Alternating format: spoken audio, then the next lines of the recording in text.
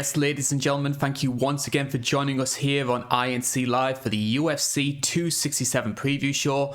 My name is Karl Bainbridge, and joining me on the right-hand side of my screen, he is the conspiracy to my Phoebe, he is the Brian Campbell to my Luke Thomas. It's John Martian MMA. John, thank you once again for joining us. What's up, everybody? Thanks for having me back on the INC Live channel, Carl. Always excited to do these pay-per-view breakdowns, and we got back-to-back pay-per-views. I think this is the first time in UFC history. 267 this week. We're back right next week with 268. It's going to be a crazy back-to-back week. There are some insane fights on both of these cards. They're stacked from top to bottom, so we're going to have some good podcasts, and there's going to be some fights these next few weeks. Certainly hope so as well, and bearing in mind the quality of some of these fight night cards, which we'll get into in a little bit more detail, we almost owed one. We almost owed that sort of big, epic super card, and potentially we could have two in a row. We will be talking about the first of those in just a few moments' time, which is, of course, UFC 267. Before we do, though, we're going to be talking about some of the stories and some of the happenings which have been happening in the world of MMA over the past couple of weeks. The first place we're going to be starting is we know two of our upcoming title fights in December. It's been rumoured for a long time, but it is finally happening. Charles Oliveira making the first defence of his lightweight title up against Dustin Poirier. And then to kick off 2022, heavyweight title fight, Francis Ngannou versus Ciryl Gane. We'll obviously be talking about these fights in a lot more detail coming up. But on first impressions, John, where do you stand on these two title fights? I mean, they're incredible. You know, we're in this era where we're getting a lot of rematches and trilogies. It was supposed to be the Aljamain and Yan rematch. There's the Moreno trilogy. We just had the DC trilogy. Usman and Covington are rematching. I mean, the list goes on and on of all these rematches. And we got two fresh title fights, two fresh guys who haven't fought each other yet. And they're incredible matchups. The betting lines are close on both fights. That means both fights are being perceived as competitive by the public. And, you know, they're as good as matchups you can ask for. Number one and number two in both divisions. And, you know, I have no complaints about these UFC fights for these UFC title fights for a change, because they're just insanely great matchups. Can't wait for both of them. If you were pushed on which one you were looking forward to more, which would you say? Dustin Poirier, baby. I mean, I'm excited by Gane, bringing some fresh life to the heavyweight division. But if you listen to me before on the show, you know I prefer the lower weight classes. I just think they're more skilled fighters, to be honest. And Poirier, I believe, is the uncrowned king at 155. I respect and love Charles Oliveira. Really recognize the improvements he's made as of late, but to see those guys go at it is going to be a stylistic, incredible matchup. I recognize that either guy could lose, so I'm just looking forward to that one a little bit more. How about you? I'm certainly looking forward to both of those matchups. I think that in terms of what I think is actually going to be the more technical fight, the more professional fight, I would lean towards the lightweight bout, Oliveira versus Dustin Poirier. But there's so many unknowns surrounding Ngannou versus Ciryl Gane, because you've got a guy in Francis who has so much power, who can just turn anyone's lights off with one punch, against the guy who, for heavyweight standards, is just doing things in Ciryl Gane that you just don't see. You don't see a heavyweight fighter at 250 pounds with the level of footwork that he does. Can he keep that sort of style going for 25 minutes, knowing that Francis connects once? His night's over. Yeah, I think that's, the biggest question about this is Ngannou going to be able to get inside close enough to land that big power of his? And the fact that these guys have trained together a lot before probably goes into the favor of Gane. You know, most of the problem with fighting Ngannou is he's so intimidating and, ferocious. But the fact that Gane has gotten a lot of sparring rounds in with him, I think that's going to, increase Gane's confidence. And the betting line actually has the challenger, Gane, the interim champion, as the favorite right now. So it seems like the public thinks that Gane does have that footwork, that striking, that cardio to avoid that big power shot for 5 rounds. And, I'm intended to lead in the same way. But, you always had that equalizer power of Ngannou, which makes all of his matchups so exciting. So we'll be breaking down that fight in a month or two. But, I can't wait for that one. Certainly so, and I can't wait for UFC 267, trying to get this a little bit back on topic here. It's an interesting card in that, obviously, when you think the numbered pay-per-views, the numbered headliners, that you often think it's going to be on pay-per-view, $60, $70, or whereabouts to actually watch the whole thing. This time around, though, a combination of factors, namely UFC 268 taking place the week after, the UFC, for the first time since UFC 138, will make this one free of charge. What's your opinion on this, John? Is this the UFC doing a favour to the fans, a big thank you letter to them, or is it purely business related? They know the fans aren't going to pay for this card when they got the big one, Usman Covington, the week after. Yeah, I really don't know what to make of why they're doing this, honestly. I think this is definitely a card that you could charge as a pay-per-view. I mean, you got two title fights, even though one is technically an interim title fight.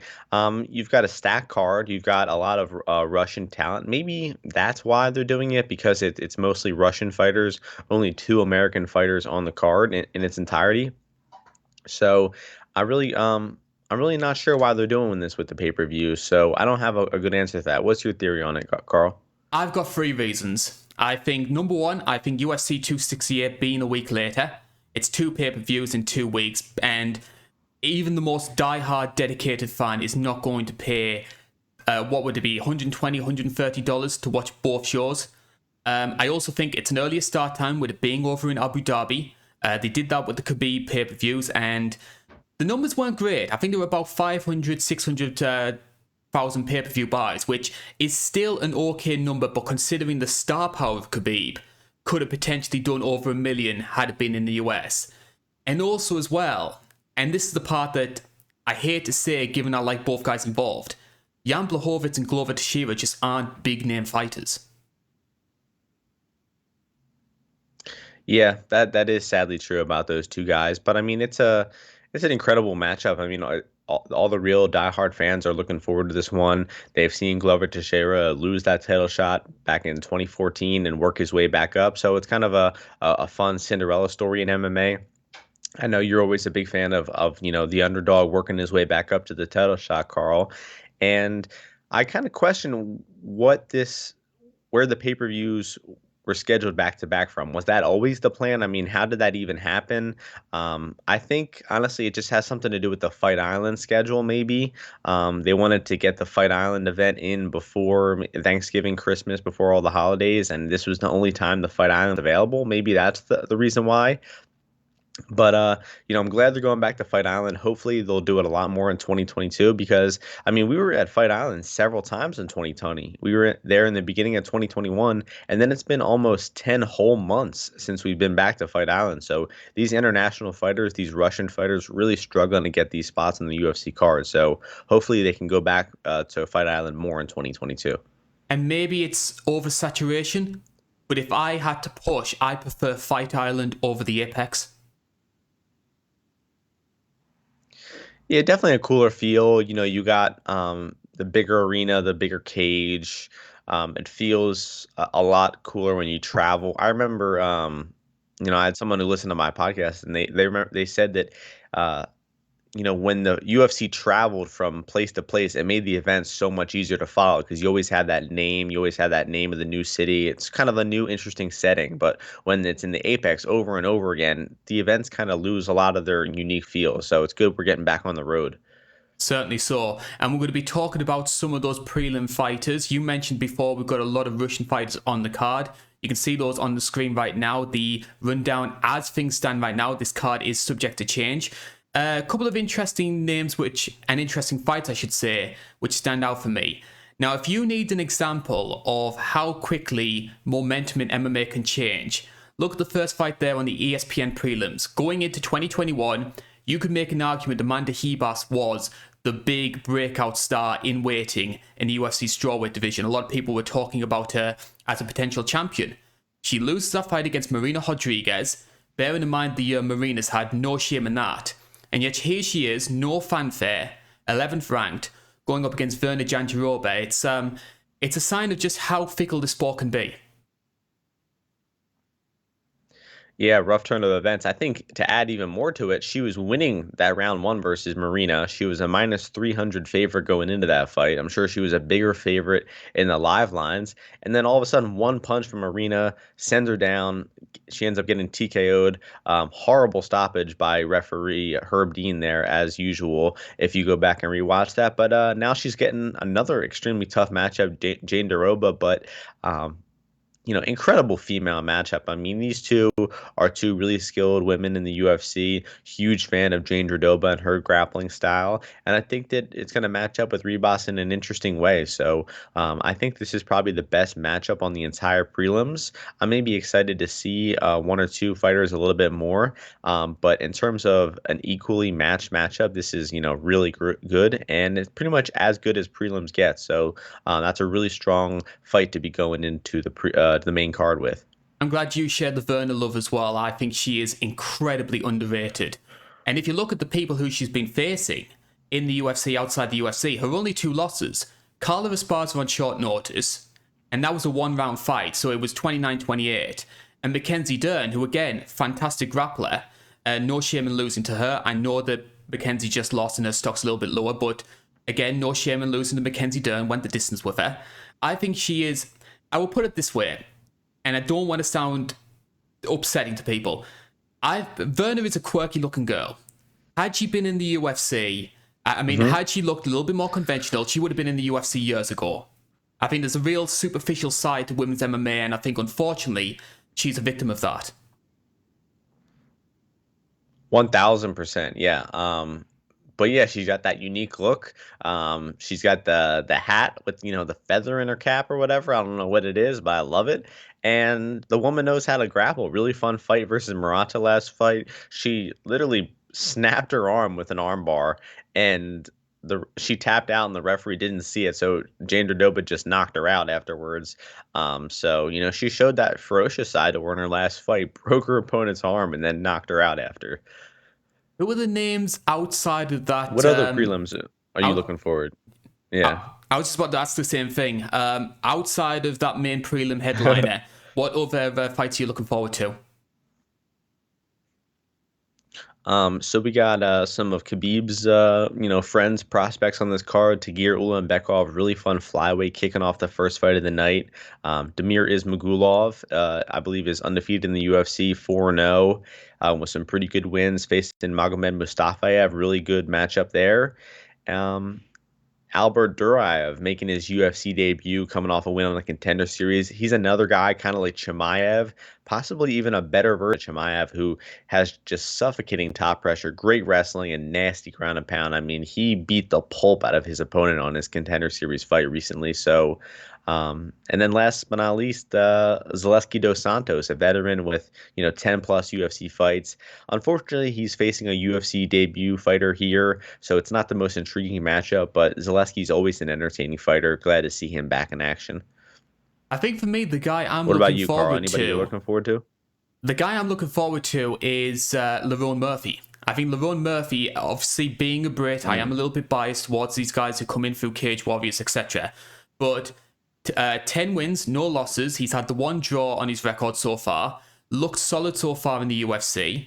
And he's going up against a guy in Amir Khani who, he's almost sort of like this sort of top 20 gatekeeper. I've seen a lot of guys who the UFC are quite high on. People like Shane Burgos, etc. And they all nearly always seem to go through Amir Khani to see whether or not they're worthy of being considered for sort of like the top 10, top 15 guys. So I'm intrigued by that one. Yeah, me too. Lerone Murphy, very fun fighter. Not the greatest grappler, but he knows how to get back up from those takedowns. He knows how to make the fight dirty. You saw that in his UFC debut against the guy I just mentioned, Tybura. And yeah, probably one of the prospects coming out of England right now. Jai Herbert got a nice knockout win last night, but I think Lerone Murphy is probably one of the, I'd say probably top 3, top 5 prospects. And he's coming in on short notice too. It was supposed to be Amir Khani versus Tristan Connolly, and unfortunately for Makwan, he got a much tougher opponent. So Lerone's a pretty heavy favorite going to this fight, and it's probably going to justify that and win this. So I'm looking forward to that one as well, Carl. Certainly so, and we can't forget Jack Shaw either. Jack Shaw in terms of British prospects. Isn't he from Wales though? Well, Or yeah, England, do you Scotland, group Wales, that in Ireland. with the Brit? But one big happy family, the Okay. Brits. Well, at least that's what I I see, I say. see. Maybe you should just claim all of Europe while you're at it. Yeah, I think Europe have a big problem with the Brits for some reason. I'm not going to get into that one. It's not a politics show. Well, we got a British fighter Khamzat Chimaev on the card later. That'll be interesting. We'll get to that one. We will get to Hamza coming up, though. For now, though, we've got a battle between Russia and Switzerland, those big rival nations there, in our light heavyweight bout kicking off the main card. It is Magomed Ankalaev versus Volkan Oezdemir, number 7 versus number 8. Now, when I hear people talking about UFC 267, they're obviously going to mention the main event, the core main between Yan and Sandhagen, Hamzat's big return. Nobody is talking about Ankalaev versus Volkan. And this fight potentially, if both guys perform as well as they potentially can, this could very well be the fight of the night. I'm really high on this one. Yeah, that's how good this card is. I think the top 3 fights are the most exciting. Then Chimaev comes in, and then you kind of forget that we have 2 top 10 matchups in Ankalaev, Oezdemir, and Volkov, Tybura. Both of them are kind of flying under the radar. Those fights could be, the main card or the third fight on a pay-per-view. They could be main event fight night headliners or something. Those are really quality fights, and I agree that it's kind of going under the radar. I thought Ankalaev was a little bit exposed in that last fight against Nikita Krylov. Didn't really like a lot what I saw from him, even though he did scrape by a decision victory. I thought that, that really kind of diminished Ankalaev's championship hopes for the future, honestly. And I think Oezdemir can pose a lot of problems for Ankalaev. Oezdemir hasn't fought since he got knocked out by Jiri back at UFC 251. So that was, well over a year ago. He's taken a long time off. And I think Volkan has that type of style where he blitzes, he makes the fight dirty. He can maybe hit a takedown or get some dirty boxing going. And I think he can make Ankalaev uncomfortable. So the line has this one Ankalaev as a 3-1 favorite. I think that's a little bit off. So it should be a competitive fight. I think I'll pick Ankalaev by decision. But I think it'll be like a 29-28 close decision. What about you, Carl? What are you thinking about this light heavyweight fight? I think it's a very interesting fight. I'm maybe a bit more high on Ankalaev than what you are. Personally, I'm actually a bit surprised that the UFC aren't getting behind him in the same way they are people like Yuri. Because like everyone's saying, Rakic, Yuri, in terms of all like light heavyweight's future. And yet you look at Ankalaev, 15-1. His only loss in the UFC was that last minute submission by my boy Paul Craig. And you were thinking if... Last second submission. And Paul Craig would probably have got cut if he lost that fight as well. So, which just goes to show the sort of circumstances that can happen in this sport. But in my opinion, if that doesn't happen, let's say Ankalaev has 15-0, he's going to be fighting like the Anthony Smiths and those sort of top 5 gatekeeper types and be considered at the same level as Yuri and Rakic and being spoken about as a title threat. Yeah, I mean, it seems like they're building him very slow, right? I mean, he fought Lungiambula, Abreu, not the most well-known guys. Then he kind of wasted a year of his life on the Cutelaba fights. That should have been, dealt with a lot earlier. And then I think he made his American debut against Krylov, if I'm correct. So I think that was actually maybe I just completely made that up, but I feel like no, yeah, you're right. I did make that up. He fought in the first Cutelaba fight was in America. So the fact that he's got an American passport now, he's fighting in America, I think that's going to go a long way. And, how much closer can he get to the top of the division? I guess if he beats Oezdemir, maybe they match him up with Smith next. But, I mean, this guy's going to be knocking on the top 3 of the division if he wins this fight. So they're going to have no choice but to match him with a fellow top 5 guy in his next fight. Of course, he is just one part of this matchup, though. We've also got Volkan Oezdemir, former title challenger. He was another guy who, almost the opposite. With Ankalaev, they took the real slow approach to try and build him up to the main event. With Volkan, it was 3 fights. He came in on short notice against OSP, won that one by split decision, and then it was like 2 30-second knockouts, and they threw him in against Daniel Cormier. So they took the opposite approach. And As much as I do like Volkan, I like a lot of his sort of fundamentals. I think he's a very solid kickboxer. It was a big mistake from the UFC to throw him in against that level of opponent, and to an extent, he got found out up against DC. Yeah, that was interesting how they take those different approaches, as you pointed out. Sometimes it's a slow build, sometimes they're just get right in there. 3 fights in the UFC, 16 minutes of cage time in the UFC, and he's fighting for a UFC undisputed title. So, but looking at Ozdemir's record, I thought that he lost that Rakic fight, so it's very possible that he is 1-5 in his past 6 fights. I thought he lost the Reyes fight and the Rakic fight. Both of those were split decisions. And his only win is over a guy in Ira Latifi who has moved up to heavyweight since then. So um, Manawa has retired, Serkinov has gone down, and Oven St. Preux has gone up. So now I don't think that Volkan has beaten a single active light heavyweight, which, is surprising. I don't think the guy's record speaks for how good of a fighter is. I think he is a little bit better of a fighter than his record indicates, but still, in terms of recent activity, you're not seeing a whole lot of positive stuff out of Oezdemir. I will say when Volkan is on his game, though, he can cause people a lot of problems. I personally think the fight he did win in his recent run, the Latifi fight, that to me was his best performance. I think he looked very good in that match. And you can have some questions about how good Latifi is. I think he was maybe a bit overranked at the time they fought. But a very solid performance. I think even though I personally scored the Rakic fight against Volkan, he did a lot of good work exploiting the leg games. So a lot of kicks. He caused Rakic a lot of issues with his low kicks. And I can see a very similar sort of approach against Ankalaev. He's a good gauge to see how solid Ankalaev is. And I think that's why the UFC have booked this match. Yeah, but the one thing about the leg kicks, I think that is one of Ozdemir's best weapons. He used it a lot against Jiri, but the fact that Ankalaev's southpaw, their legs are going to be opposite. It's going to be a little bit harder for him to get that calf kick going. He's not going to be able to hit that outside leg. So one of his big weapons is going to be taken away. And I think that Oezdemir is probably going to have to wrestle to have some success here. But the issue for him is that he doesn't have great wrestling himself. And Ankalaev just took down Krylov several times. So we could see some takedowns on either side here. And that's why I'm going to be picking Ankalaev to win a 29-28 decision. What about you, Carl? I'm in the same boat. I'm going to go 30-27 for Ankalaev. I think that if I had to choose between the two who was the better striker, I would go for Ankalaev. And as you mentioned before, if there is a tendency to use the wrestling game, that's where Ankalaev's going to go. I don't think Volkan is going to lean on that side of his game as much as what Ankalaev could potentially do. So I'm going to pick Ankalaev to win this one 30-27. I can maybe see a knockdown in sort of the second or the third round, but Volkan holding on, and that's how it ends. Judges scored this one quite comfortably for Ankalaev. Nice, I like the pick. Well, I certainly hope so, because if we didn't like each other's picks, it would just be us bickering for the whole show, and no one wants to see that. I actually heard lots of people tune in just to hear that, but maybe we'll disagree later in the program.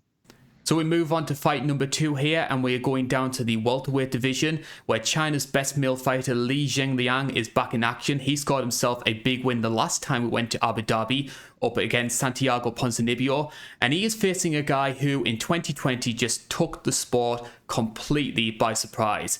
Of course, remember the last time we went to Fight Island, back in 2020, John Phillips' opponent pulls out, and on a couple of weeks' notice, they bring in this unknown Swedish guy who'd been based in Dagestan. Khamzat Chimaev comes in, dominates that fight, and the latest UFC hype train begins in earnest. Yeah, it seems like a long time ago, though, doesn't it? I mean, it was 13 months since Chimaev last fought. People have kind of forgot about him. He was supposed to fight Leon Edwards a few times, but I think this matchup is a little bit better for him. You have an established welterweight like Jing Liang, but he's also not like a top 2 top 3 welterweight like Leon Edwards was, that matchup was a little bit too much too soon. Even if you think Chimaev would have beaten Leon, I don't think he deserved to fight a top 3 welterweight in his second welterweight fight in the UFC. But I'm glad you gave some credit to Jing Liang. I do agree, China's best male fighter, coming off of a nasty knockout over Ponzinibbio, and Ponzinibbio bounced back and won his fight right after that, and that kind of makes Jing Liang's win look even better. So I like the way they matched these two guys up. And that was the fight against Baeza as well, and that's, in my opinion, one of the fights of the year. Yep, me too. I think it's my number one fight of the year, Ponzinibbio versus Baeza. What I've been interested to see when it comes to Chimaev, though, and it's almost symbolic of a lot of fighters who really get the UFC sort of seal of approval, which is you're almost in this sort of middle ground where regardless of what the UFC does, they're never going to satisfy everyone. Because if you book Khamzat against opponents which are quite low ranked, you got people saying, well, the UFC are trying to protect him, they're giving him easy matches. You give him against someone like Leon Edwards, like the UFC wanted to do, you got people saying, well, he's Dana White's pet, they're trying to push him to the UFC title as quickly as they can. Like, even though they've done the right thing in booking him against Leach, which I think is like number 11 ranked, etc., you've still got people out there coming in and saying, well, they've only booked this fight because Leach is stylistically a dream matchup for Khamzat. So I think regardless of what the UFC do, they're never going to win. Yeah, I mean, I think that anybody who criticizes this matchup, I don't think they really know what they're talking about. I think this is a really good matchup, honestly. The only thing I think you have to question is the pattern that Chimaev is going through. He fights welterweight versus Phillips, welterweight versus McKee, and then right back to middleweight versus Mearshart, and now he's right back down to welterweight. We got to pick a division. We got to settle down at one of these divisions. And personally, I think it's a mistake to be fighting at 170. I mean, if you look at the top of 170, you have Gilbert Burns, who's a great grappler, Colby Covington, Leon Edwards, Kamaru Usman, Jorge Masvidal. You have guys who are either good grapplers or pretty good at dealing with grapplers. Meanwhile, at top of 185, you have really Whitaker and Adesanya, really the two top ones. I mean, I know we saw Vettori last night having good success, but I think that especially when you look at the champion of each division, I think Chimaev matches up much better with Adesanya, right? I mean, that's a no-brainer. So I don't think I really like him at welterweight, but I'm interested to see how he does. And I think the other thing with Khamzat as well that I think intrigues a lot of people and also scares them is, yes, he's had 3 fights in the UFC, all 3 incredibly short, but all 3 against opponents who there's question marks over their UFC worthiness. Like John Phillips, in my opinion, was nowhere near being in the UFC. Like, even back when he was fighting in Cage Rage, I didn't think that the guy was good enough to be at that sort of level. Rhys McKay was undersized, he only got 2 matches, and the UFC decided to cut him. And yeah, GM3 has a lot of experience, and personally, I love GM3 in terms of being that sort of dirty, gritty brawler, but he is a notoriously slow starter, and Khamzat took advantage of that. So all 3 of Khamzat's opponents have all got this sort of question mark surrounding them. So we still don't really know how good or bad the guy is. Yeah, I do agree with that. I'm glad you didn't slander GM3 too much there, because I also love GM3.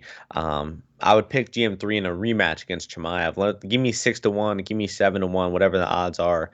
I'm picking GM3. He just beat Murdov as a 6-1 underdog. He can do it again. I have full faith in him. But that's a separate argument for another day. But yeah, I do agree this is going to be probably his biggest test of his career. He's cutting back down to 170, and I mean, like you said, Rhys McKee, probably his toughest welterweight opponent besides this. So, I mean, he is jumping up from the 110th ranked welterweight in the world to the 10th best welterweight in the world. So, huge jump for Chimaev.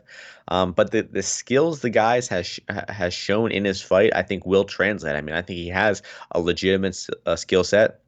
He's a great athlete. His striking is improving. He has power in his hands, and everyone knows that he's an incredible grappler too. So I think that his skill has really spoken for itself, even though his opponents aren't the best. Never gone the distance, never gone into the 3rd round in any of his 9 fights. And if you look at these opponents pre-UFC, these were good level opponents as well. Yeah, I remember watching, his pre-UFC fights, and he did kind of stomp them. He did knock one guy out with like a vicious uppercut, but yeah, I mean, that's a good point about him not going late in the fights. He hasn't been in round three before. He's coming off of some COVID issues. We definitely got to talk about that. He was supposed to fight in December of last year. Had a brief retirement announcement. Who knows what that was about? Maybe that was lost in translation or something. But, he did briefly say he was thinking about retirement earlier on this year when he was having a lot of issues with COVID and coughing up blood and whatnot. So, with the welterweight cut down to 170, he hasn't done that since the McKee fight. And coming off of the long layoff, coming off the COVID, a lot of question marks around Chimaev. But it seems like the public, the bookmakers don't care about that at all because he's still a 5-1 favorite here over Jing Liang. So that just speaks to how favorable this matchup is for him. This is, however, a two-man fight. We need to talk about Li Jingliang. And if you're looking for an undercard guy that nearly always delivers, nearly gives you an entertaining fight all the time, Leach could be one of those guys. I think 4 of his last 5 fights have been performance-winning bonuses, either from his own end or fight of the night. He used to be, quite appropriately given his nickname, the Leech. He used to be a very lay and pray sort of fighter, grinding people out, a lot of dull matches. And he's just become this very entertaining brawler. And he's posted some good wins as well. You, of course, mentioned the Santiago Ponzinibbio win. And his only loss in his past 5 was to Neil Magny, and no shame in losing to Neil Magny. Yeah, that is a good point, and I like Jing a lot. Fun guy, but the fight that you just mentioned, the Magny fight, I mean, is it just such a horrible look? I mean, rewatching that fight, you see Jing Liang initiate the clinch for some reason. I mean, if you thought that, thinking about that matchup, you'd think Jing Liang wants to keep it at range. He wants to use his boxing. No, he initiated the clinch. And then Magny does what he does best. He reverses that clinch. He grinds you out. He takes you down. And he just makes it a dirty, grindy fight like he always does. And he just completely grinded Jing Liang out there, took him down several times, kept top position. And I think that's just a horrible look for this fight because if Magny was able to do that so effectively, what is Chimaev, who's a more potent striker, what's Chimaev going to be able to do? He probably has more damaging top game, better ground and pound. I think it's probably going to be a rough night at the office for Jing Liang. It really becomes a matter of which method do you think Chimaev is going to win by? And I'll let you start that one off, Karl. I assume you're picking Chimaev. What method are you going by? I will be picking Chimaev to win this one. I'm going for the second round.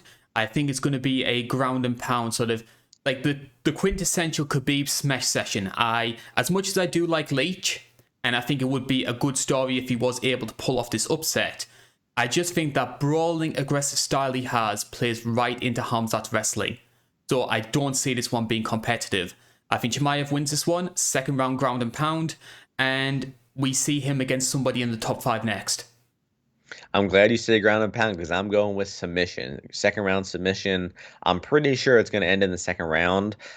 So we'll be back next week and we'll see whether it was second round knockout or submission. And we'll see who the real fight predictor between us is. That's a good point there because we've got 2 preview shows in the next 2 weeks. So we can easily rub it in each other's faces when one of us gets it right, one of us gets it wrong.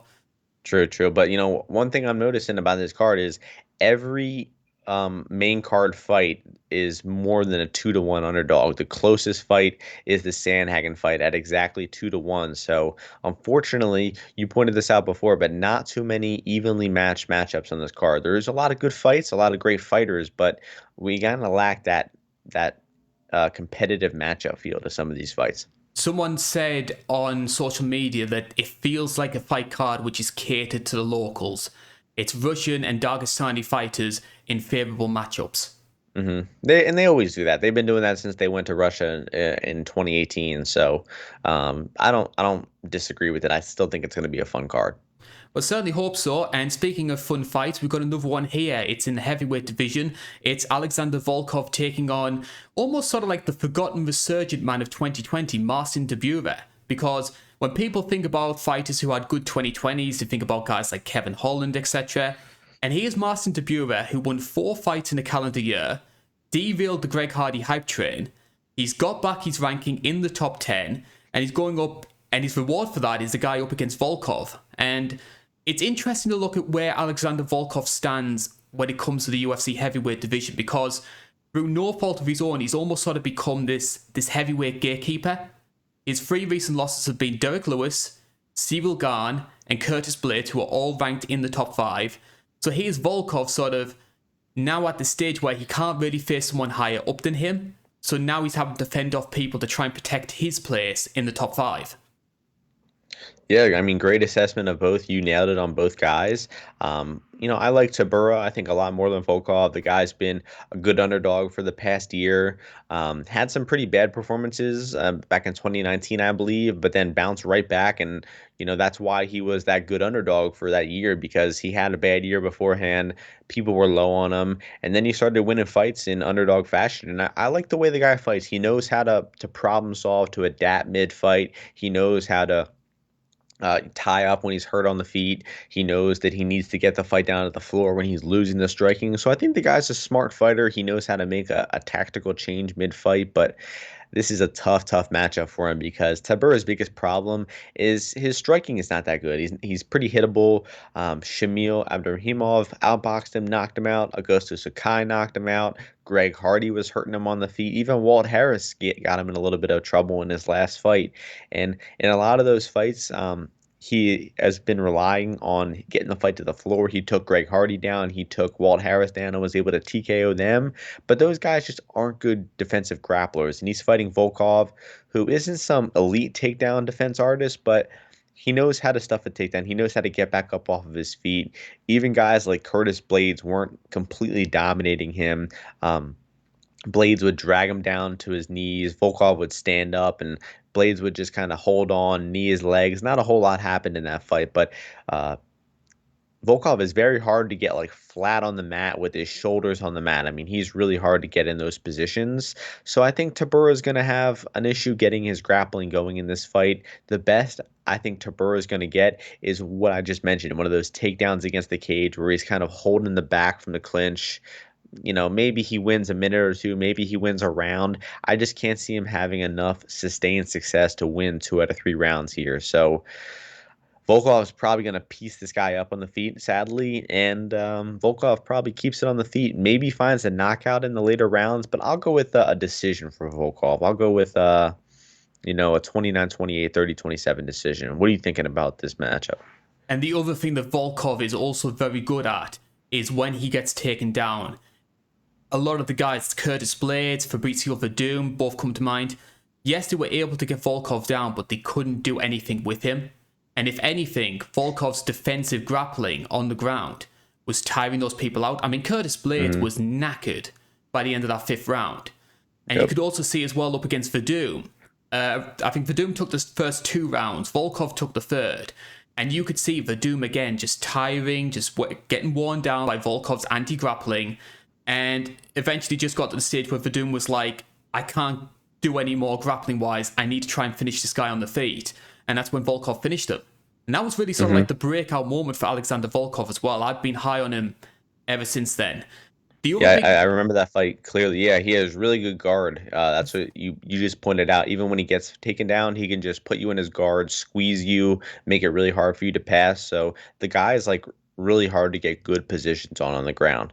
And he's also eliminated one of the other big concerns that Volkov had, was that a very good technical striker uses his reach very well, but he never had that power. And as we saw against Walt Harris, as we saw against Alistair Overeem, he started to bulk up a little bit, and he is hitting people very hard. He can crack now. Yeah, I mean, I was kind of thinking that Overeem could have some success in that fight, but man, I mean, Volkov just shut him down and beat him up. That was a pretty sad fight to watch, to be honest. But, you got to think that Overeem, even 2020 Overeem, you got to think that he's a better striker, more dangerous than Tybura, certainly a lot quicker than Tybura, and Volkov was able to dust him pretty easily and get a finish. So this fight kind of becomes an issue of, is Volkov going to finish him, or is it going to be a decision? You have a pick with that, Carl? I'm leaning towards decision. I can see Volkov hurting Tybura, but Tybura is quite durable. We saw that when he fought Fabricio Verdum 25 minutes. So he's able to take a lot of punishment and still persevere until the end of the fight. So I think Volkov is going to I'm not going to say dominate this fight, but I think he's going to use his reach. He's going to piece him up. I don't see Tybura being able to get the takedowns that he needs to grind out a decision. So I'm picking Volkov by decision. Yeah, and Volkov doesn't have that necessarily one punch power. It's kind of a more attritional. Culmination. So, yeah, and he's really gonna have to pour it on to get Tybura out of there. So I see the decision pick, but I'll just pick third round knockout so we have a little bit of differentiation. So I'll go third round knockout for Volkov. Yep. And am I right in saying that Volkov is the only fighter in the UFC to take a round off Cyril Gane? I think that sounds about right. I think one of the judges scored a 49-46.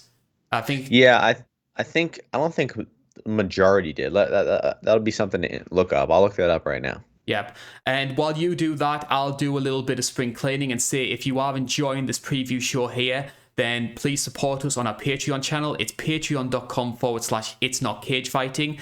And if you like what you're seeing here on INC Live, then of course go over to the main channel. We've got plenty of videos coming up. One that's actually going to be released the week of UFC 267, which I'm really looking forward to. A little bit of a connection to this week's main event as well. So I'll let you try and put two and two together and see if you can work out what the video is going to be about. John, if people want to see any of your future exploits, where's the best place to go?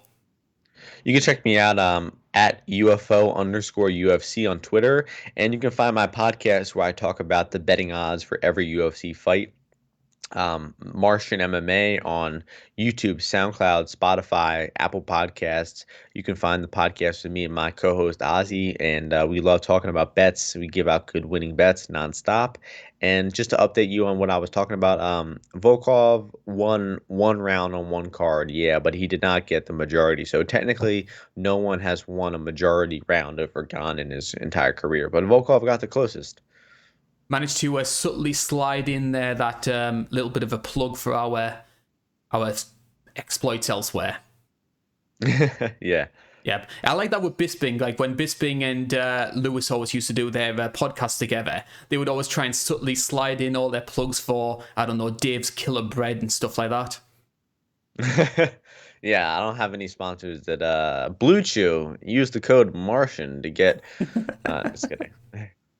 Eventually, DraftKings are sponsoring everyone these days, so give us a call. Right. Or Paddy Power over at maybe a British book or something. Yeah. We're moving on to the lightweight division now. Now, this was a fight that originally wasn't planned for this card. It was supposed to be Islam Makhachev taking on Rafael dos Anjos. They've been wanting to do that one for the past 12 months or so. But stepping in on short notice is a guy who just fought at UFC 266. Dan Hooker steps in on short notice. He's sacrificing a lot. He's sacrificing, obviously, seeing his family for the next 4 or 5 months to actually take part in this fight. Big step for Dan Hooker to step in on short notice. Does he have a chance against a guy who many people are calling the new Khabib?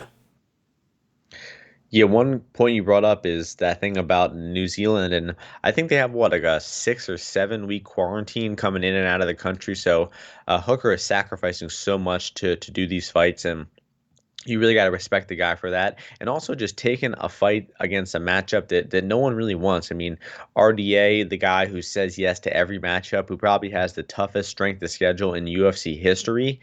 Of course, RDA is going to accept the fight. I mean, he's a crazy guy, but you got a fellow crazy motherfucker in Dan Hooker taking the fight on 1 or 2 weeks notice, maybe a little longer, maybe 2 or 3 weeks, but not having a lot of time to prepare for that matchup. It kind of reminds me of RDA versus Felder, where Felder is, this, tough guy who personifies being ready at any time. And he kind of accepted that fight. He made the weight. He was down to just scrap at any time. But unfortunately for him, the matchup is really bad. And, accepting the fight on short notice might not be the best career move. Hooker is coming off of a lot of momentum, dominating Nasrat on that pay-per-view that you'd mentioned. And, he's kind of gambling all of that momentum versus Hooker here. But the guy believes in himself. he thinks that he can win the matchup, and he does have a small chance, but the odds currently have Islam 7-1 favorite, which is a little bit above 86% favorite for Islam.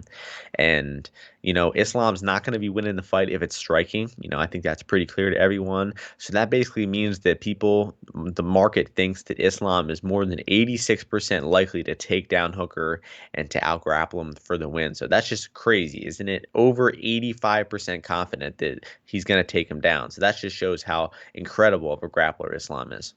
Certainly so, and it also shows how high a lot of the punters are rating Makhachev. A lot of that may well be down to the fact that he trains with Khabib. Khabib's spoken very highly about his prospects. The comparisons between the two are always inevitably going to be there. So if you had to gauge, if you had to sell to people sort of like the difference, what is it that Islam does better than Khabib? What does Khabib do better than Islam? Etc., etc. Is it just a basic like-for-like situation? No, I mean, I think they have some same characteristics like a lot of the Dagestani guys do, but I think they're quite different. First, you have Islam, who's a southpaw, Khabib, who is orthodox, and that's probably one of the biggest glaring differences. But the way they move on the feet is much different. Khabib has more of an aggressive style. He doesn't really pay attention to where his feet are at all times. You've seen that throughout his career where he kind of is almost running at his opponents on the feet. Islam, a lot more technical, has his feet underneath him a lot better. I think he moves, has a little bit better understanding of footwork. And Islam, I think, disguises his takedowns a little bit better because he looks like a striker at times. He moves like a striker. Meanwhile, Khabib just kind of always plodded forward in an aggressive way, looking to get that takedown. And I think that you could even argue that Islam's open space takedowns, his pure wrestling skill, is right up to par, if not better than Khabib, because Islam does have, I think, a deeper arsenal of takedowns. The Arman Sarukian fight is a really good fight to prove that. But once they get on top, I think they also have a difference in their style. And Islam is more control-oriented. He's more focused on position. Meanwhile, Khabib more focused on ground and pound, throwing a lot more ferocious strikes on top. While Islam is kind of content to keep top position and more so look for submissions, while Khabib is just trying to change your face with that ground and pound. So similar, but also a good amount of differences. And the other thing that people are going to bring up when it comes to Makhachev as well is something that Khabib never had. People are going to see that record, 20 wins, 1 loss, Adriano Martins at UFC 192. Is that maybe an indicator that for all of the hype that Makhachev has, and a lot of it is warranted, he can be caught? Yeah, but I think that was 192. Yes, that was 2015. 6 years ago. Probably to the month. I think it was October of 2015. And he's gotten a lot better since then. His striking has gotten better, but he really hasn't had his chin check since then. He hasn't faced many high-level strikers, and make no mistake about it, Dan Hooker is going to be the better striker, much better boxer, and I don't think Islam is going to want to be engaging in the feet at all much. I don't think he's going to be throwing many strikes at distance. He is going to be staying on the outside, staying at kicking range, and he's probably going to be not trying to engage in the striking at all and just looking for that perfect time to set up his takedown attempt because, Hooker is a nasty striker, man. The guy has nasty straight punches. He's got those powerful knees up the middle. He knows how to kick the legs really well. He knows how to dig to the body. Hooker is a much, much better striker. And, if this were a kickboxing match, the odds would be reversed. Hooker would be the 7-1 favorite. So it's really a matter of what range can the guy keep the fight in? Can Hooker keep the fight standing? Unfortunately for him, though, based on his fights where we see him wrestle, where we see extended grappling sequences, I'm looking at 2 fights in particular. The most recent one being Dustin Poirier, who was able to take him down in the later rounds. Hooker started really fast in those fights, but faded and was, pretty soundly beaten in rounds 3, 4, and 5. And then way back in 2017, the Jason Knight fight, we saw Jason Knight get a few takedowns. We saw him get a few back takes. He got close to a rear naked choke once or twice. And seeing that, I just don't really feel comfortable putting much or any faith into Dan Hooker because I just think those grappling exchanges will be so in favor of Islam.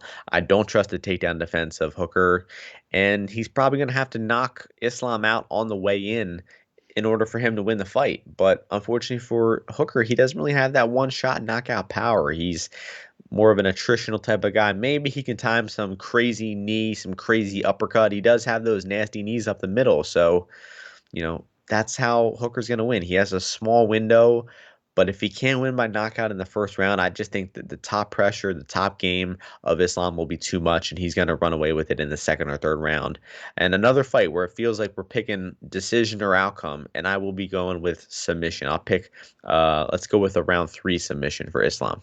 I'm going to pick Makhachev by submission as well. I'm going to say in the second round. What you did say, though, is, in my opinion, the biggest... If Dan Hooker's going to win this fight, this is how he's going to do it.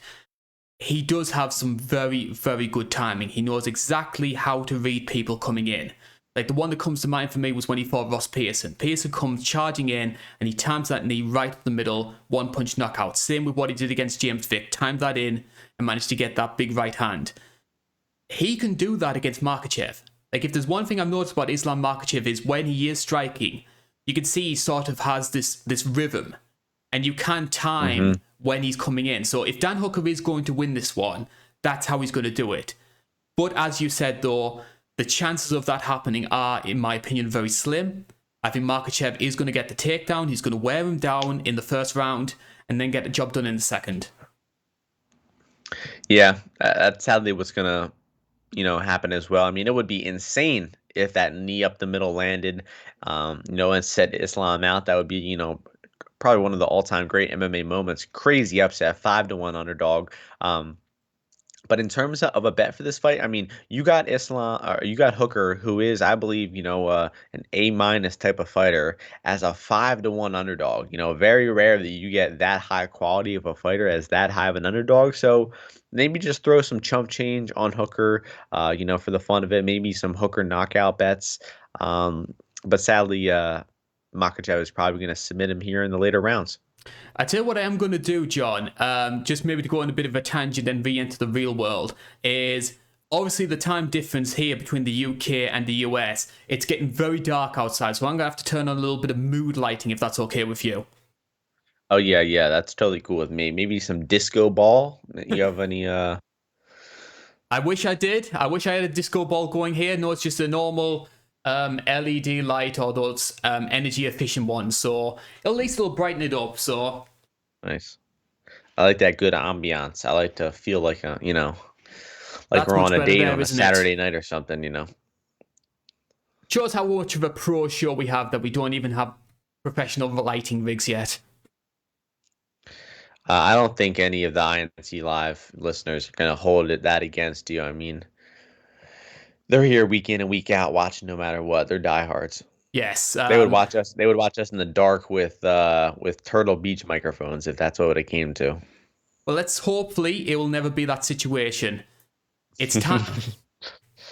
It's time for us to talk about our core main event, and it is for the UFC interim bantamweight title. Petr Yan, the former champion, will hope to try and regain UFC gold, but to do so, he needs to take on one of the division's best knockout artists in Corey the Sandman Sandhagen. Little bit of backstory to go along with this one. Of course, remember UFC 259. Petr Yan made the defense of his belt up against Aljamain Sterling. He's dominating that fight, and then fourth round, he lands an illegal knee that Sterling isn't able to recover from. Sterling is given the title by default. The rematch is supposed to take place at this pay-per-view. Unfortunately, Aljo ends up injured, and Corey Sandhagen steps in on short notice to fight for the interim belt. Now, I'm seeing a lot of people who are divided in regards to this fight. On the one hand, it's Petr Yan versus Corey Sandhagen, 5 rounds with a belt on the line. You can inject that into my veins. This, on paper, could be a fantastic matchup.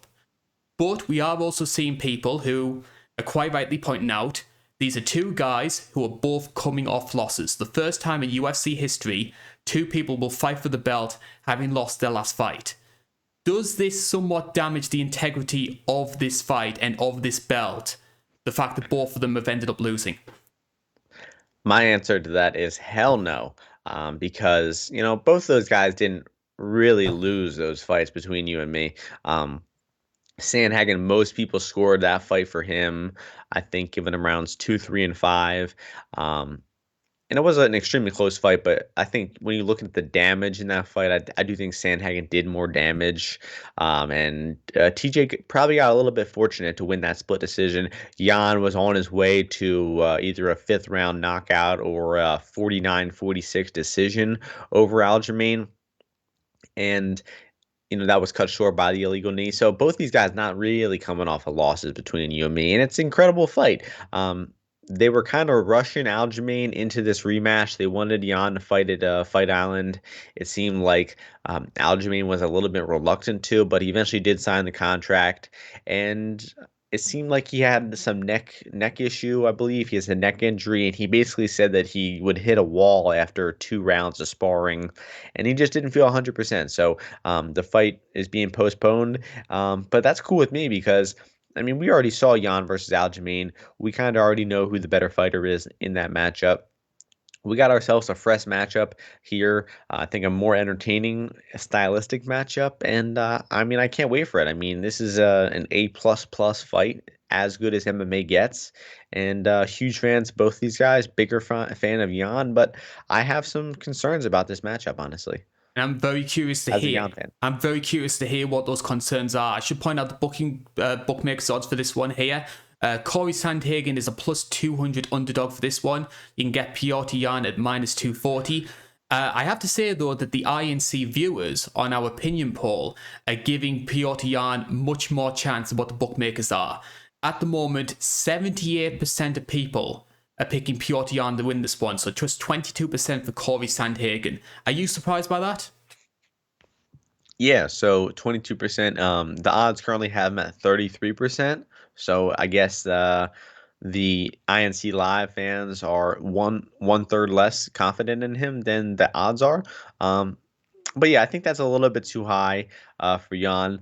I'll start by voicing my concerns with Jan is that the guy tends to start slow.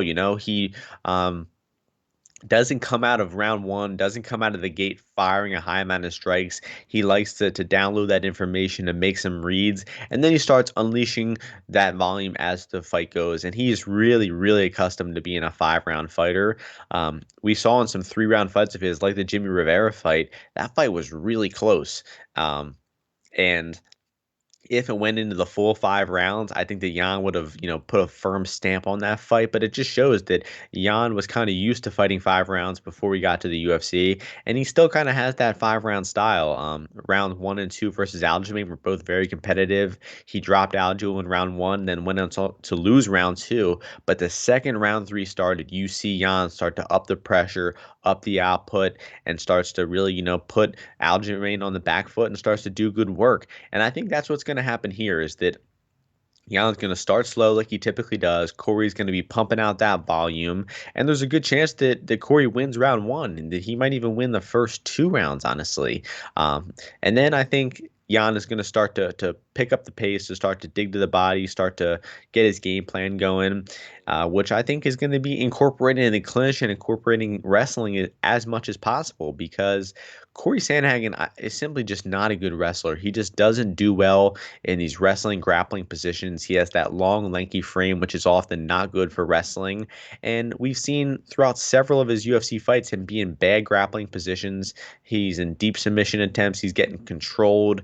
And TJ Dillashaw was able to get there a lot. He got to that clinch. He got to that back clinch situation where TJ is just holding him from the back, knee in his thighs, dragging him back down to the mat. And TJ Dillashaw got a significant amount of time from that back clinch in their fight.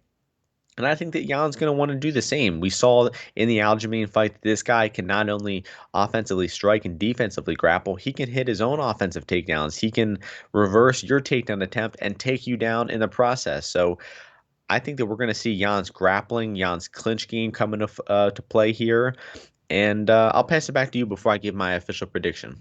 I think it's a good thing that you pointed out Petr Yan's slow start as well, because that was a point I was going to make. Like Jimmy Rivera, in my opinion, he could have very easily won that first round if it wasn't for that knockdown right at the end. And even in the second round, Rivera was causing some problems. And we saw it also with John Dodson, that he was quite a slow starter in the first round. And even Uriah Faber, who was like 4,000 years old by the time they fought. Even Faber had a decent run in that first round. It was only in the second where sort of like the age and the quality of Petr Yan showed. And when you look at what Corey Sandhagen's been able to do at the start of his fight, the flying knee up against Frankie Edgar, he nearly caught TJ Dillashaw in a triangle right at the start of their fight. So Corey Sandhagen can start fights very well as well. So there is a chance of Sandhagen catching him early. I agree with you though. I think that Petr Yan, he is a 5-round fighter, and he's going to start working the body. I don't trust Corey Sandhagen's striking defense, and I can see Petr Yan winning this one by targeting the body and just Corey Sandhagen wilting by the end of the 4th round. Yeah, I like that pick as well. I think the body work, considering that Sandhagen's the one taking this fight on short notice, Sandhagen's going to have to travel a whole lot further than Yan is for this one. And, the fight against TJ was only, 3 months ago? And I think he struggled a lot in that fight. I mean, TJ coming off a 2.5-year layoff, was able to get a lot of that clinch, a lot of that control time I was talking about. And I just don't think that Corey is really making significant improvements in his defensive grappling. Like, I have very little doubt in my mind that Aljamain would do the same exact thing that he did to him the first time if they rematched. Because if you're letting TJ Dillashaw, he was kind of slow and hittable at range in that fight. He got dropped by Corey in round 2. Even he was able to persevere through that striking, able to get inside and get that clinch. Aljamain's a lot more elusive and janky. He always has that way to get inside on you. And I have seen nothing from Sandhagen to think that he would that fight against Aljamain would go any differently. And in that last fight, Aljamain versus Yan, we saw that Yan is actually a better wrestler than Aljamain is. I mean, anytime Aljamain attempted a takedown, Yan would easily reverse it and hit his own takedown. He had 7 takedowns versus Aljamain. So I think that I think that Peter is going to mix in the wealth of his skills to win this fight. I think he will lose the first round or two. He's definitely going to lose one of those rounds, in my opinion, but he's going to pick it up the pace. He's going to start digging into the body, and he's just going to use his huge arsenal of skills to break Corey down as the fight goes. I think rounds 3, 4, and 5 pretty heavily favor Petr Yan here, and I think he's going to pull away with either a late 4 or 5 round stoppage, like you said, or a 49-46 type of decision for Yan here. Do you think we can see Petr Yan potentially using his wrestling a lot in this fight, bearing in mind the success that Sterling had against Sandhagen? Yeah, I definitely think we will. I think Corey's size, his length, his output is going to give Yan problems at range. And one thing I'm having nightmares about already, because I rewatched the Aljamain fight yesterday, and Aljamain got close with 2 flying knees in their first fight, and we know well that Corey loves throwing those flying knees. So I'm kind of scared about that, but Corey also loves throwing spinning strikes, and TJ was able to time a lot of those spinning strikes and able to get that clinch, get those takedowns. And I do think that Corey's, versatile striking is going to open up those opportunities to be controlled, to be taken down. And I don't think Jan's going to, take him down and hold him down for 4 minutes. But I think in rounds when the striking is close, that clinch game, that takedown game of Yan is going to be the X factor to swing these rounds in favor of Yan.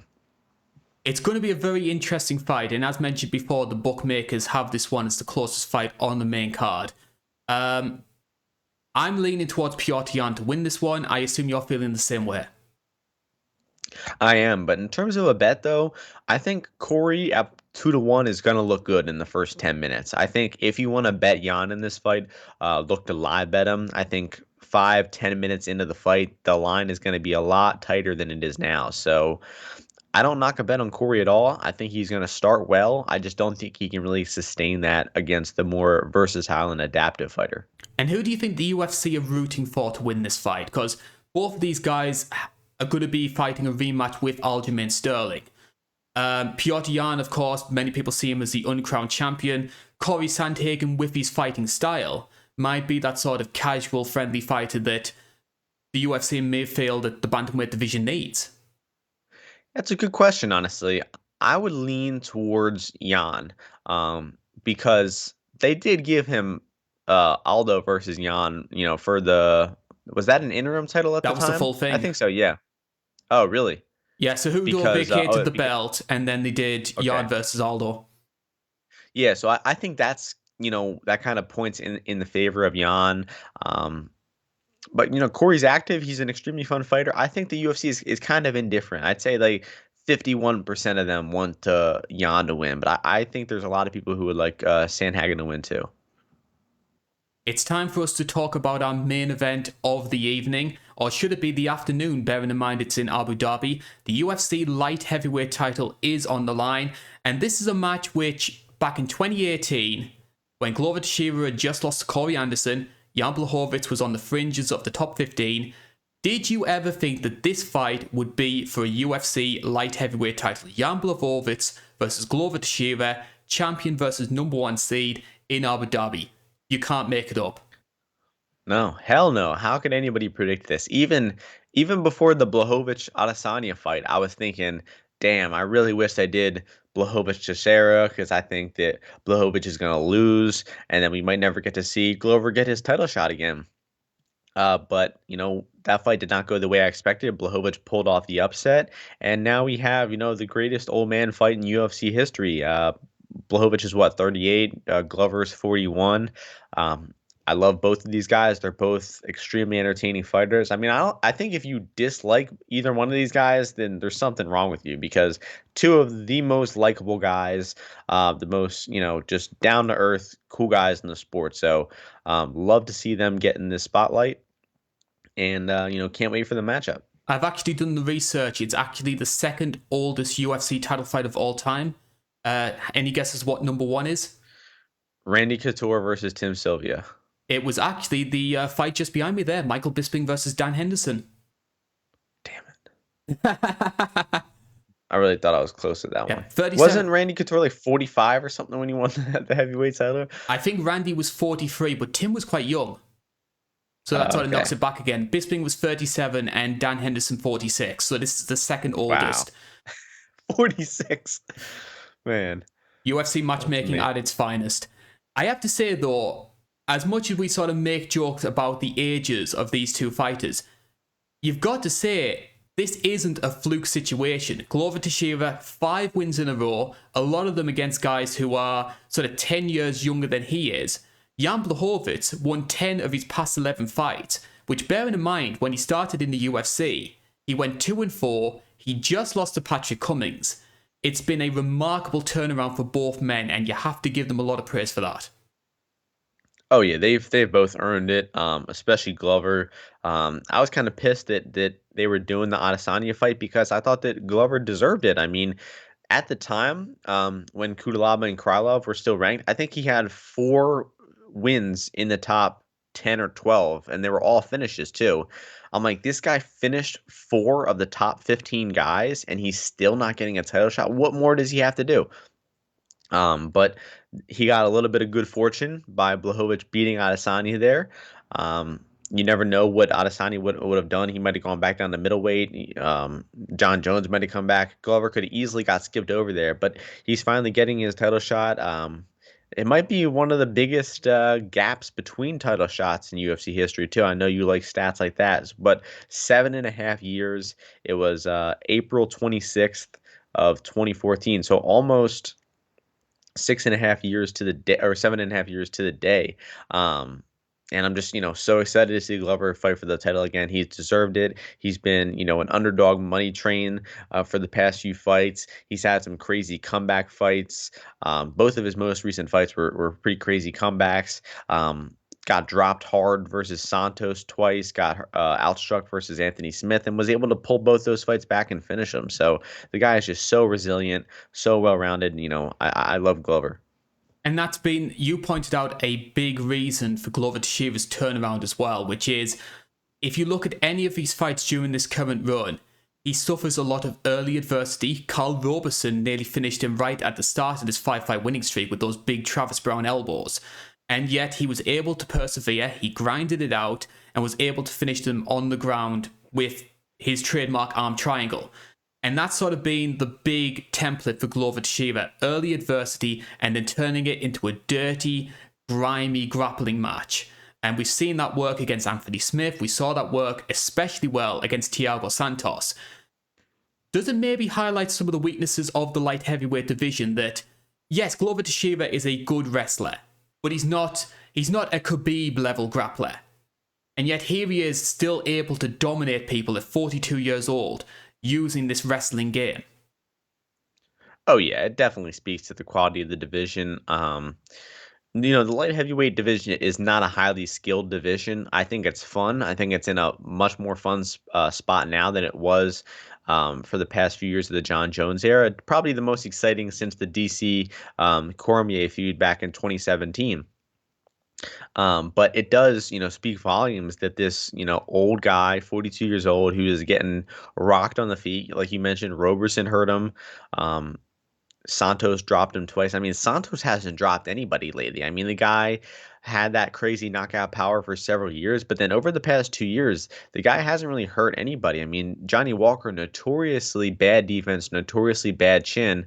We never really saw Santos wobble him or hurt him significantly, but in the Santos versus Glover fight, that fight was striking for about 2 minutes in its entire fight, and Thiago Santos floored Glover twice in that fight. I mean, he hurt him bad in round 1, and he completely dropped him in round 3. So what I'm seeing there is at distance, Glover just has a hard time avoiding those punches. I mean, it seems like his chin could be depleting. It seems like, the guy is just getting hurt very frequently, and it doesn't seem like he has the defense, the speed to be able to avoid those shots. So that really concerns me here with how potent of a striker and a great boxer in the pocket Jan Blachowicz is. I think that at distance, Glover is going to be in some trouble and could get knocked out by one punch at any moment. Because, like I said, if Thiago Santos, who hasn't been looking like a good good striker lately, who hasn't been displaying much power, if he was able to completely floor Glover Teixeira twice in just a small amount of time they were striking, the much better striker in Blachowicz, I think, is going to do the same thing.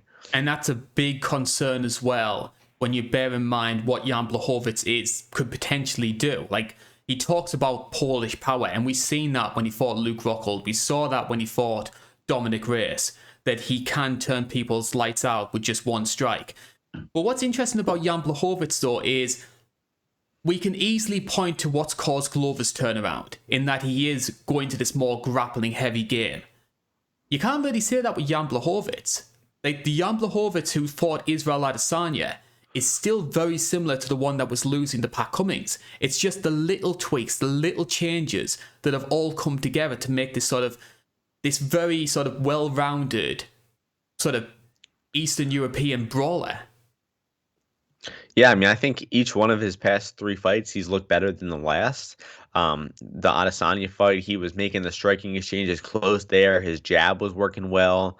He's got that great body kick of his, that left those welts on Reyes's torso. And then the guy can also hit a double leg takedown and keep top position and do good work from top. We've seen Blachowicz fight in a lot of grappling fights. The Nikita Krylov fight had a lot of grappling in it. The Manoa fight, Souza had a lot of clinching. The Jacare fight. So I don't think that that Jan is going to be taken by surprise by any of Glover's takedown defense. I think that Glover's takedown attempts. I think that Jan is going to be able to dig underhooks. He's going to be able to stay safe if he does get on the ground. Unlike Thiago Santos, who is just going to recklessly scramble and give up his back, like Karl Roberson is going to give up his back and stuff. Blachowicz is a much more, a much smarter defensive grappler. And I think that even if he gets put in a bad position, even if he gets briefly taken down, he's going to stay safe. He's going to work his way back up to the feet, and he's going to get the fight back at striking range, which favors him pretty heavily here. I totally agree with you. And if you looked in Jan's run, this sort of 10 wins and 11, there's been a lot of guys who wanted to try and take him down. Luke Rockhold spent the entirety of his fight clinched up against the fence trying to take him down. He couldn't do it. Yeah, Same with Jacare for 25 minutes. So the takedown defense does hold up. And especially with Glover being that sort of guy where Glover's not going to shoot in for a double leg. He's not that sort of out-and-out wrestler. He's very similar of sort of clinching against the fence and going for these trips right up next to the fence. Jan's dealt with that plenty of times before. What I will say, though, is if Glover is able to get it to the ground, based on what I saw against Alexander Gustafsson, I don't think Jan is going to put up that much of a fight if he does get taken down. Yeah, I remember that fight. That was, I think it's a little long ago to be relevant here, but yeah, he did get taken down and just completely dominated by Gustafsson in that fight. But I think that the Manuel rematch is where he really turned a corner, because that's where a guy who beat him before they fought back in 2015, Manuel was able to defeat him, and I think that's when we really started Blachowicz being able to turn the fight around, to be able to make these tactical decisions mid-fight, and I think that, yeah, I mean, if Glover gets flat on top of Blachowicz on the ground, I think Blachowicz could be in some trouble, but I just think that Jan's going to find a way to not get in those super dominant positions. Like, he's not going to be completely flat on his back. He's going to be on one knee. He's going to be against the cage.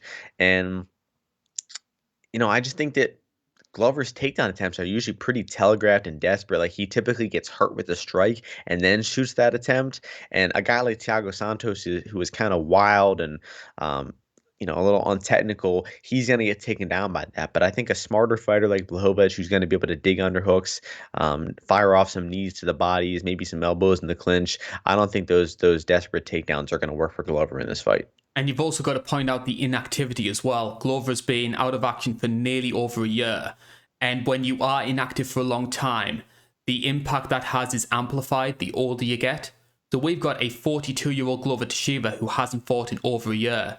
Ring rust could potentially be a much bigger factor than it would do for, say, a 24, 25-year-old.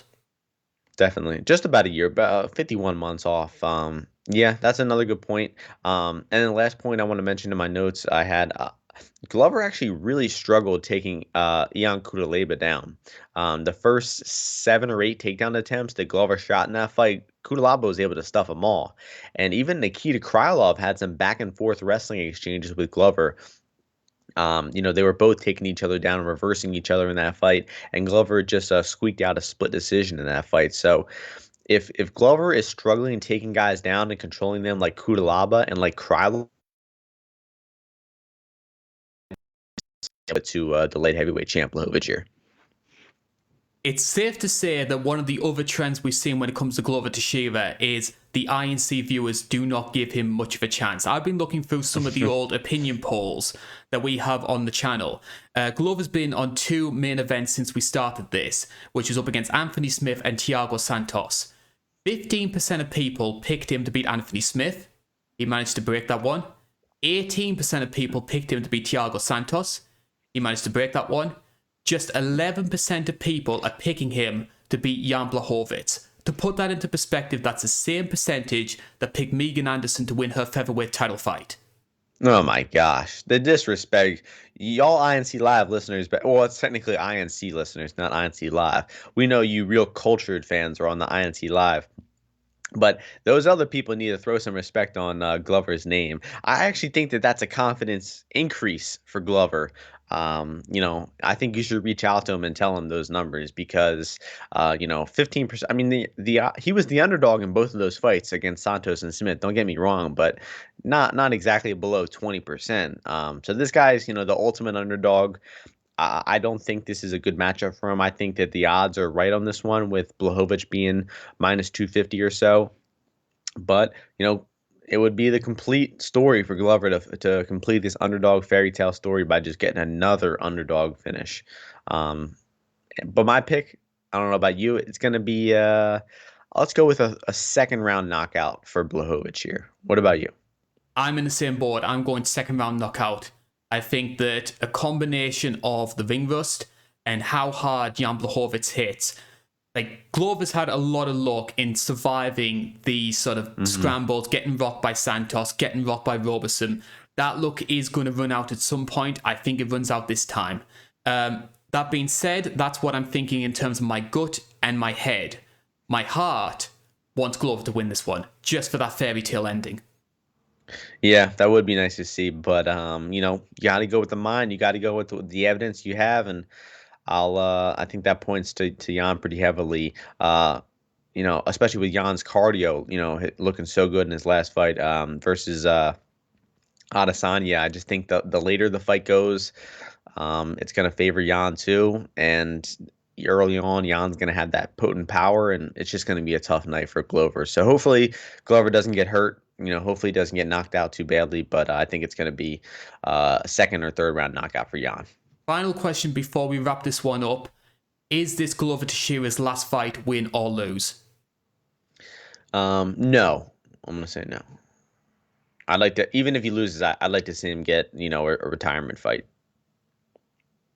So that is the preview done for UFC 267. And I have to say, John, even though some of these fights may not be the most competitive, we've got a lot of star power, we've got a lot of intrigue. Abu Dhabi, I feel, adds a new sort of layer of the pay-per-view experience. And it's sort of I would put it this way, it's the starter for the main course of 2 fantastic weeks to be an MMA fan. Yeah, and don't let the odds fool you. I mean, Blachowicz was a 2-1 underdog against Adesanya, competitive fight that he won. Blachowicz was a 2-1 underdog against Reyes, a fight that he pretty much dominated. So, the odds are off all the time. Don't let just these odds fool you. We're still going to have some competitive, fun matchups, a lot of star power, like you said, and it's just the beginning. It's just the appetizer, because next week, 268, that is another insane pay-per-view, probably the better pay-per-view of the two. So hope you all enjoyed the fights, and, we're in the midst of an insane run, an insane 2-week run. So just sit back and enjoy it. Certainly so. And once again, if you do want to support the channel in any way you can, please like, share, subscribe, ring the bell so you never miss any of our content. We'll have previews, post-fight recaps coming up. We're hoping to try and get a few fighter interviews on this channel in the next couple of weeks. John, you've got your own personal channel. Once again, where's the best place to follow you? Yeah, so you can listen to the Martian MMA podcast or the Martian and Ozzy podcast with my buddy. We talk about betting odds for every UFC fight. Search Martian MMA on YouTube, SoundCloud, iTunes, Twitter, Apple Podcasts. You can find me all over there. And, thanks to Carl, thanks to the INC Live listeners for having me. And I'll be talking to you guys next week before 268. I was just about to ask that. UFC 268 is coming up next week. You're going to be joining me once again for that one. Madison Square Garden, Oezdemir versus Colby 2, Rose versus Whaley 2, Gaethje versus Chandler. Crazy card. I'm really looking forward to that one. I hope you are as well. If you have enjoyed this one, I hope that you can tune in when we discuss UFC 268 in a lot more detail. For now though, that is the end of the 267 show. My name's been Karl Bainbridge, that's been John Martian. And we hope to see you again soon. This is the INC. Thank you for watching.